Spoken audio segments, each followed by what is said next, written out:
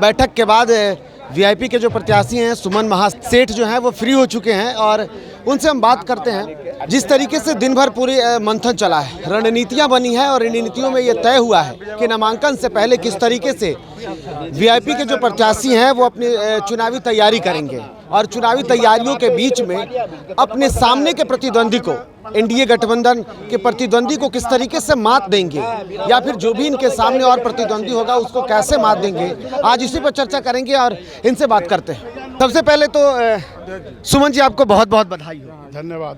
कि जिस तरीके की स्थिति रही, सबसे पहला वीआईपी के प्रत्याशी आप बने हैं। अभी 3 सीट और थे जिसमें से 2 सीट अभी नामांकन प्रत्याशी के नाम की घोषणा नहीं हुई है, आप आए हैं।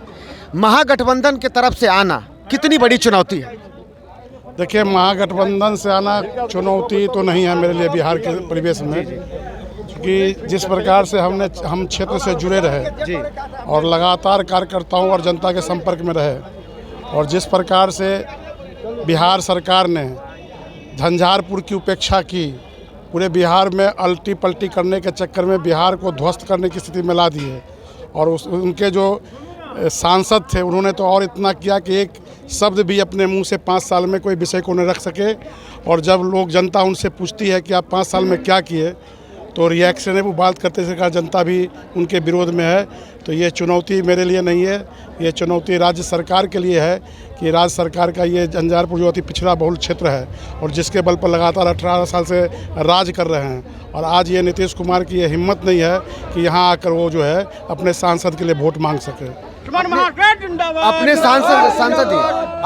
अपने सांसद के लिए वोट नहीं मांग सकते हैं, लेकिन एक बड़ा सवाल है जो ज़मीनी हकीकत होती है, राजनीति जो समीकरण बनते हैं उसकी बात करते हैं। 6 विधानसभा है इस पूरे लोकसभा में, 5 पर अब भी एनडीए का कब्जा है। क्या आपको नहीं लगता है कि ये बड़ी चुनौती होंगी? उसके जो नेता होंगे वो अपने कहीं ना कहीं अपने जो वोटर होंगे जिनके बल पे वो आए हैं वो अपने वोटरों को आपके खिलाफ में उतार सके?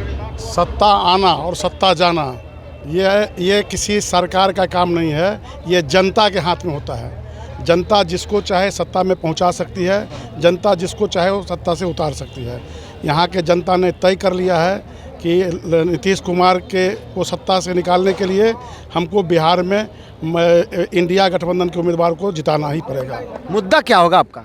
मुद्दा बिहार का विकास, चूँकि हम क्षेत्रीय पार्टी हैं, हम बिहार के विकास के लिए जीते हैं। शिक्षा रोजगार है, बिहार के विकास में पलायन को रोकना है, इंडस्ट्री की स्थापना है, रोड अंतिम घर तक पहुँचे, ये मेरा योजना है।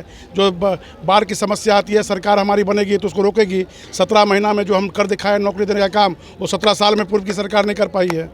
मुद्दा तो अनेक है, बिल्कुल मुद्दा अनेक है, लेकिन एक सबसे बड़ी और समस्या है जो आपका लोकसभा क्षेत्र है, 3 नदियों से घिरा हुआ है। पलायन यहाँ की सबसे बड़ी समस्या है। जब आपके मतलब नामांकन करेंगे, लेकिन उससे पहले मन में कॉन्सेप्ट तो बहुत सारा होगा कि कैसे विकास करेंगे, कैसे इस लोकसभा का विकास करेंगे। देखिए, विकास सरकार की पहल, सरकार और सदन के सदस्य के पहल से होता है। जब सदस्य किसी समस्या को उठाता है तो सरकार को बाध्य होता है कि उस समस्या को गंभीरता से देखे। तो जब जो हमारे सदन के लोग सदस्य चुनकर सदन में जाएंगे और बात ही नहीं रख सकते हैं तो हमारी समस्या की क्या समाधान होगी? हम पिछले 6 साल में हम एमएलसी रहे और जितना हम लोग को मौका मिला, एक भी ऐसा सत्र नहीं रहा जिसमें हमने अपने क्षेत्र की समस्या को हो, स्थानीय समस्या या व्यक्तिगत कोई भी समस्या है या फिर आम जनता जो एम्प्लॉयमेंट की समस्या, उसको हमने लगातार उठाने का काम किया। उद्योग के लिए, उद्योग जो है मतलब उद्योग स्थापित हो उसके लिए हम लोगों ने समस्या उठाया। हर एक प्रकार के समस्या को लेकर हमेशा हम सदन में संघर्ष करते रहे। आज हमने सुना जब आप अपने कार्यकर्ताओं को संबोधित कर रहे थे, आपने कहा कि हमें कछुआ नहीं खरगोश की चाल चलना है। वो खरगोश की चाल की रणनीति किस तरीके से बनेगी? रणनीति तो अंदर की चीज़ होती है, ये विज्ञापन की चीज़ नहीं होती है। नहीं, हमने विज्ञापन की बात नहीं की। हमारे पास कार्यकर्ताओं का फौज है, उन्हीं के बल पर ये हम चुनाव जीतेंगे और हमारे कार्यकर्ता खरगोश के चाल में दौड़ने के तैयार हैं। हमने उस रणनीति की बात की कि आपके जो कार्यकर्ता हैं, कई सारे दल हैं, बिल्कुल एक बार मेरे सवाल सुन लीजिए, कई सारे दल हैं, उनको साथ लाना, कई कार्यकर्ताओं को हमने सुना भी, कई लोग उसमें आज ये भी बात कर रहे थे और आपके सामने भी ये बात हुई है कि हमें सबसे पहले एकजुट होना होगा। शब्द क्या था, जरा ये समझाइए। हम कहे कि सभी लोग एकजुट हैं। नहीं, आपने नहीं, और समन्वय करना होगा। समन्वय कहे, जो एकजुट होना होगा, नहीं समन्वय। हम एक दूसरे के पूरक बने। समन्वय का मतलब है कि जो काम हम कर रहे हैं उनको भी मालूम रहना चाहिए कि हम ये काम कर रहे हैं। एक ही काम के लिए 2 आदमी लगाने की आवश्यकता नहीं है, यही समन्वय कहलाता है। जी, एक आखिरी सवाल होगा। झंझारपुर, मुकेश सहनी और जिस तरीके की यहाँ की सियासत है, सबसे ज़्यादा अब तक 14वां चुनाव होने वाला है। 12 यहाँ के सांसदों को लोगों ने देख लिया, 13 को। सबसे ज़्यादा महादलित जो अति पिछड़ा, माफ़ कीजिएगा, अति पिछड़ा, और वो रणनीति जो आपकी होगी उनके लिए किस तरीके की होगी, क्योंकि निर्णायक वोटर वही हैं। ये आखिरी सवाल होगा। देखिए, ये अति पिछड़ाओं के कल्याण के लिए हम जनप्रतिनिधि को चुने थे, लेकिन यहाँ के जो अति पिछड़ा समाज के लोग थे, हम भी उसी समाज से आते हैं जी। और वो जनता की समस्या को या अति पिछड़ा की समस्या को सुनने का मौका ही नहीं दिए। और जब वो जनता पूछती कि आपने 5 साल में क्या किया, तो झल्ला कर भगा देते हैं या अपमान सुंदर शब्द का प्रयोग करते हैं, जिसके कारण जनता उनको नकार चुकी है, जो कल के नॉमिनेशन में भी देखने को मिला। तो मतलब जीत आपकी तय है? जीत जनता के हाथ में और जनता मेरे साथ है। बिल्कुल, बहुत बहुत धन्यवाद।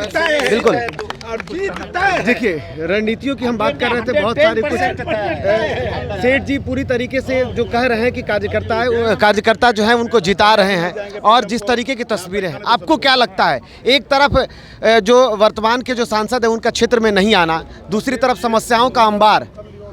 देखिए, इस चुनाव को लोकसभा का चुनाव है, 2 दृष्टि से आपको देखना होगा।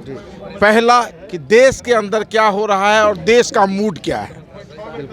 तो इस देश के अंदर बड़ी उम्मीद से लोगों ने लोक लुभावन मोदी जी के नारे के साथ अच्छे दिन आएंगे और इसी तरह के अन्य नारे, 2 करोड़ की नौकरी मिलेगी, 15 लाख बैंक खाते में जाएंगे, हर गरीब का विकास होगा, इस नारे के उम्मीद के साथ देश के युवाओं ने, खास करके हर साल 2 लाख करोड़ लोगों को नौकरी होगी, इसको युवाओं ने मंत्र के रूप में स्वीकार किया और सभी भावना से ऊपर उठ के मोदी जी को सत्तासीन किया था।